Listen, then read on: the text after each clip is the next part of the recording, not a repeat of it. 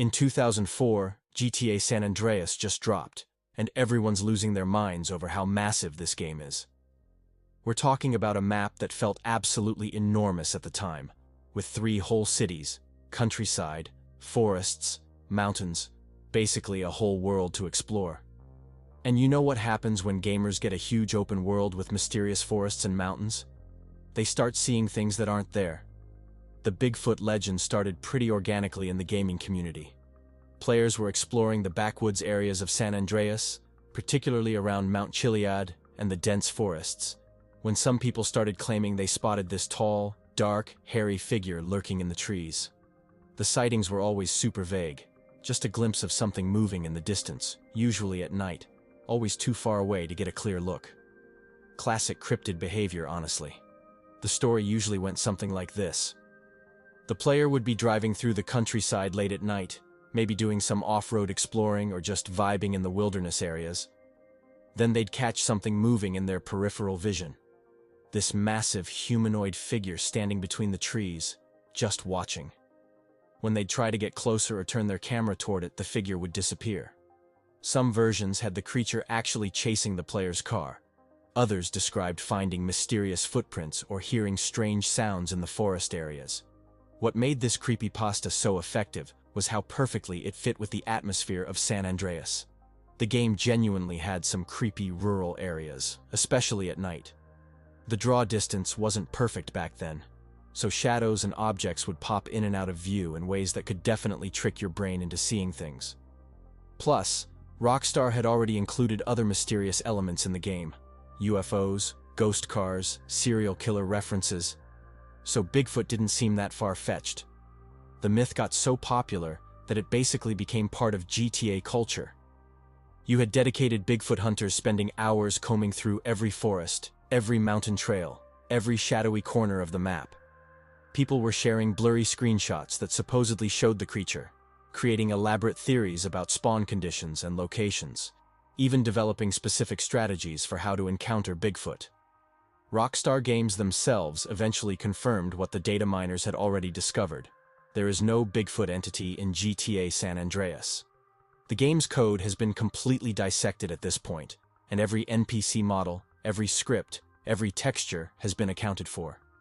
If Bigfoot existed in the game, we would have found him by now.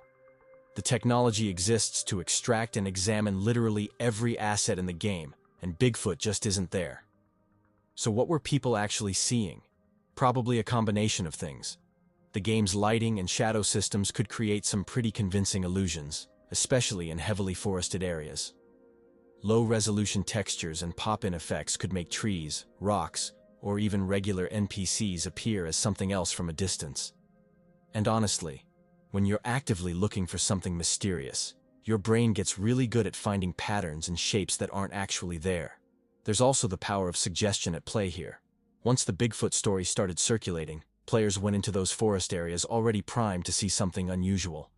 It's the same psychological effect that makes people see faces in clouds or hear voices in static. Our brains are pattern recognition machines, and sometimes they get a little too creative. Also, people claim to witness Pigy. First, let's talk about who Pigy actually is, because this character comes from a completely different universe. Literally. Pigy is from Manhunt, Rockstar's ultra-violent stealth horror game that came out in 2003, just a year before San Andreas. And when I say ultra-violent, I mean this game was so brutal that it got banned in several countries and sparked massive controversy about video game violence. Manhunt was basically Rockstar's experiment in pure psychological horror, and Pigy was one of the most terrifying enemies in the entire game. In Manhunt, Pigy is this absolutely nightmarish character. Imagine a massive, obese man wearing a pig mask and wielding a chainsaw, hunting you through dark, claustrophobic environments. He's not just scary because of how he looks, but because of how he behaves. This dude would chase you with this disturbing, heavy breathing, making these gross pig-like noises. And if he caught you, well, let's just say the death animations were not for the faint of heart. Pigy represented everything that made Manhunt such an intense, disturbing experience. So how did this horror movie reject supposedly end up in the sunny, crime-filled world of San Andreas? Well, the story goes that players started reporting encounters with this pig-masked figure, in some of the more remote areas of the map. The supposed sightings followed a similar pattern to the Bigfoot myth, but with an even more sinister twist. The Pigy creepypasta usually went something like this. Players would be exploring the rural areas of San Andreas, often around farms or abandoned buildings, when they'd hear this distant chainsaw sound. Not the normal chainsaw you could pick up as a weapon in the game, but something different, more menacing. Then they'd catch a glimpse of this large figure in the distance, wearing what looked like a pig mask, sometimes carrying what appeared to be a chainsaw. The really messed up part of these stories was that unlike Bigfoot, who was usually described as just watching or running away, Pigy was supposedly aggressive. Players claimed he would actually chase them, that you could hear his heavy breathing getting closer, and that if you weren't careful, he'd actually attack and kill you in ways that seemed way more brutal than normal GTA death animations. Some versions of the story had Pigy appearing in specific locations: abandoned farms in the countryside, certain buildings in the rural areas, sometimes even in the subway tunnels under the cities. Players would share these supposed encounter locations on forums, creating these elaborate guides for how to find Pigy, usually involving going to remote areas alone at specific times, often at night. What made the Pigy myth particularly believable to some people was the connection between the two games. Both San Andreas and Manhunt were developed by Rockstar. They came out around the same time, and there were already rumors about shared assets and Easter eggs between different Rockstar titles. It wasn't completely unreasonable to think that maybe some Manhunt content had been hidden in San Andreas as some kind of twisted Easter egg. The myth got extra fuel from the fact that San Andreas did have some genuinely creepy rural areas that felt totally different from the urban environments. But the thing is, the Pigy myth was basically piggybacking off the success of the Bigfoot legend, but with a much more threatening twist. Where Bigfoot was mysterious and elusive, Pigy was supposed to be actively dangerous. This represented a different kind of fear. Not just the fear of the unknown, but the fear of being hunted by something genuinely malevolent. The timing of when these stories started circulating is also pretty telling. The Pigy myth really took off after the Bigfoot legend had already established that San Andreas could supposedly contain hidden creatures. It's like the community had already accepted that the game might have these secret entities, so why not a crossover character from another Rockstar game? The Bigfoot myth had basically primed people to believe that anything was possible in that massive game world. Next, San Andreas ghost cars. We're talking about cars that would literally drive themselves with no visible driver, no explanation, just pure supernatural vibes. These vehicles would cruise along roads, sometimes following traffic patterns, sometimes just driving in straight lines or circles, completely driverless. And the really freaky part? When you'd try to approach them or follow them, they'd often disappear or behave in ways that seemed totally impossible within the game's normal physics. The ghost car phenomenon became this massive talking point in the GTA community because, unlike other urban legends, this was something you could actually witness and even record. Players started sharing videos and screenshots of these driverless cars, and the evidence was pretty undeniable. Something weird was definitely happening with vehicle spawning and AI behavior in certain situations. The most famous ghost car encounters usually happened in specific locations around the map. The countryside roads were hotspots, especially areas like Baco Beyond, the desert regions, and some of the more remote highway stretches. Players would report seeing everything from regular civilian cars to police vehicles just cruising along with nobody behind the wheel, following roads like they had somewhere important to be.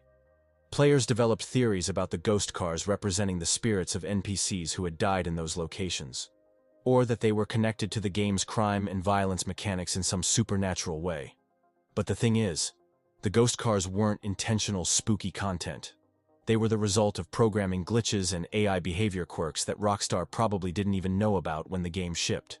What was actually happening was a combination of several technical issues working together to create this seemingly paranormal phenomenon.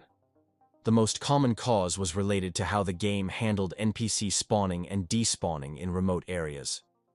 Sometimes the game would spawn an NPC driver and their vehicle, but due to memory management issues or distance calculations, the NPC model would fail to load or would be culled, while the vehicle AI script continued running. Essentially, you'd have a car with its AI driver script still active, telling it to follow roads and navigate traffic, but the actual character model that was supposed to be sitting in the driver's seat had been removed from memory or never properly loaded in the first place. So from the player's perspective, you're seeing a vehicle that's clearly being driven by someone, but that someone is completely invisible. Another factor was the game's traffic management system, which was designed to make the world feel alive by having vehicles moving around even in areas where the player wasn't directly looking. Sometimes this system would spawn traffic in remote locations to maintain the illusion of a living world, but due to various technical limitations, these vehicles might not get properly populated with driver models. The disappearing act that many ghost cars seem to perform was usually just normal despawning behavior. The game was constantly managing memory by removing objects that were far from the player or no longer needed, but sometimes this would happen in ways that looked supernatural, like a car just vanishing when you weren't looking directly at it, or fading away as you approached. From a game development perspective, these kinds of glitches are actually pretty common in open-world games, especially ones as ambitious and complex as San Andreas was for its time. Managing AI, memory, and object spawning across such a massive world with the hardware limitations of 2004 was genuinely challenging, and some edge cases were bound to slip through testing. Next, Ratman.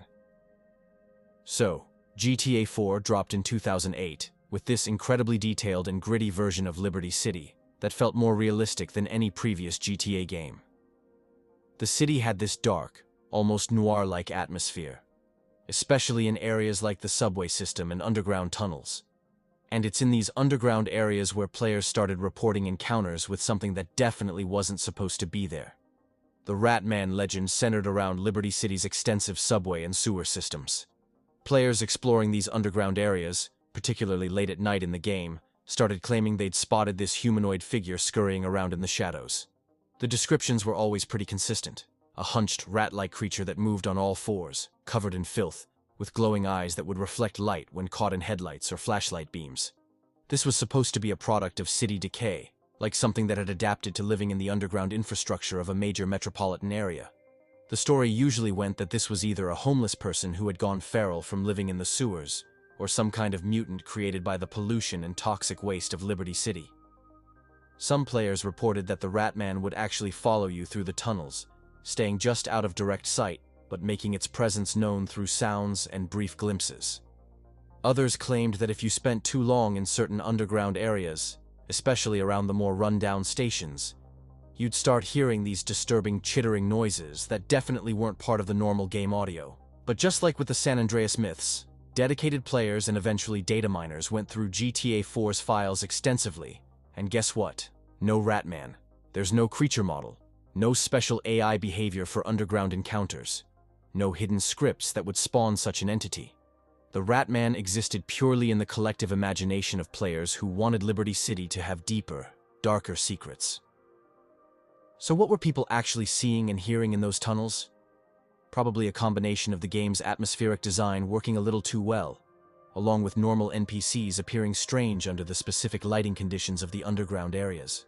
The subway system did have homeless NPCs who might look unusual when glimpsed quickly in poor lighting, and the game's shadow and lighting systems could create some pretty convincing illusions.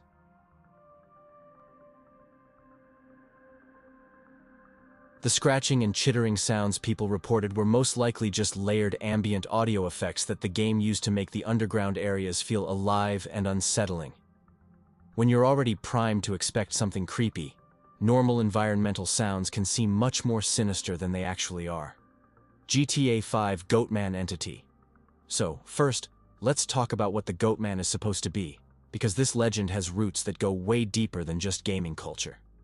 The Goatman myth comes from real-world American folklore, particularly associated with places like Maryland and Texas.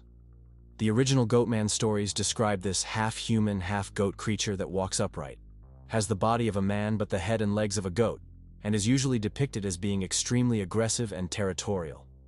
Think of it like a twisted version of the Greek god Pan, but way more horrifying and malevolent. In real-world folklore, Goatman encounters typically happen in rural or wooded areas, often involving people camping, hiking, or just driving through remote locations late at night. The creature is said to attack cars, stalk campers, and generally terrorize anyone who ventures into its territory. It's classic cryptid stuff, but with this extra layer of supernatural dread that comes from the human-animal hybrid aspect. So when GTA 5 dropped with its massive detailed recreation of Southern California, complete with mountainous wilderness areas and remote hiking trails, it was almost inevitable that someone would start claiming Goatman sightings. The game's version of the Santa Monica Mountains, particularly around Mount Chiliad and the Paleto Forest area, provided the perfect setting for this kind of rural horror legend to take root. The GTA 5 Goatman encounters typically followed a familiar pattern, but with some uniquely disturbing details. Players exploring the mountainous regions, especially around Mount Chiliad, the altruist cult camp, or the remote hiking trails, would report seeing this bipedal creature with goat-like features lurking in the wilderness. The descriptions were usually pretty consistent: tall, muscular humanoid figure with goat legs, horns, and sometimes glowing red eyes. The altruist cult connection made the Goatman legend even more compelling. For those who don't know, the altruists are this cannibalistic cult in GTA 5 that live in a remote compound in the mountains, and they're involved in some genuinely disturbing side content. The idea that their rituals or activities might have summoned or created something like the Goatman felt perfectly plausible within the game's established lore. So what were people actually experiencing during these supposed Goatman encounters? Most likely a combination of the game's atmospheric design, existing wildlife behavior, and the power of suggestion working overtime. GTA 5 does have mountain lions and other wildlife that can behave aggressively toward players, and under the right lighting conditions, these animals might look unusual or threatening. The supernatural sounds people reported were probably just layered environmental audio. The game uses complex soundscapes in wilderness areas that include various animal calls, wind effects, and ambient noises that could easily be misinterpreted. And we are done. Let me know which GTA entity myth you personally find most interesting in the comments. Subscribe to the channel and I'll see you in the next video. Till then, thanks for watching.